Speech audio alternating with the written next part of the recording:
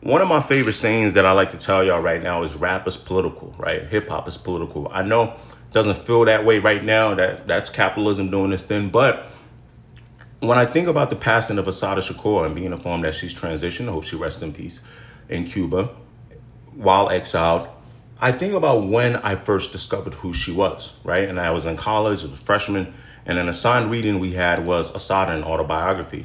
Now, I had no idea who this was because they don't teach you this stuff in high school, but I saw her last name, and her last name was Shakur. And at this point, I'm deep in my hip hop bag. I'm heavy in my hip hop bag.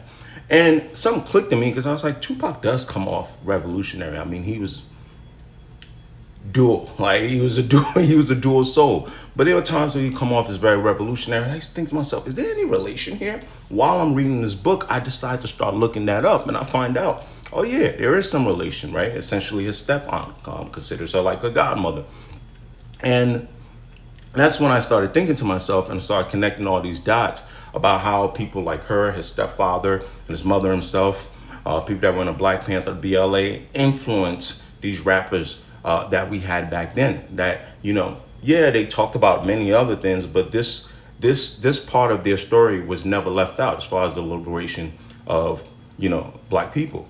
And that's because the people that were around them were actual fighters, actual people that put in the work in more ways than any of us could ever envision. Now, while I'm reading the book, I'm doing more research and I start seeing some of the stuff that the state has out there. But at the same time, I'm learning about the FBI. I'm learning about COINTELPRO. I'm learning about everything that we did as a country in the 70s and 80s for people that were fighting for the liberation of Black people, right?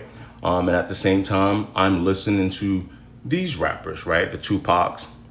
I mean, we're talking about Tupac in words of wisdom, you know what I'm saying? Mentioning Mutulu Shakur, his stepfather, Assata Shakur, Geronimo, just these names that I have to go research, right? And these two things start to become connected as I'm reading that book and reading other books, right? Or you think about a song from Common, right? A song for Assata, which is an MP3 version of recollecting what Assata Shakur went through. Now, around this time, as I'm getting older, years go by, right? I start learning more about geopolitics. I start learning more about what is our relationship with Cuba. I start learning more about socialism, communism. I'm learning all these things. And at the same time, I'm looking at the state and I'm looking at everything they're capable of and how they can paint you in a certain light. So all I want to say is there is going to be a certain point. Well, a lot of us will have to do the reading.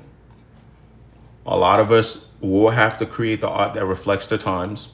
And I know it's easy for a lot of us to get distracted. I'm guilty as charged. It's easy for a lot of us. Pop culture, guilty as charged. But a lot of us have to remember what the state is capable of. A lot of us have to remember the people that were here well before you and the people that fought well before you.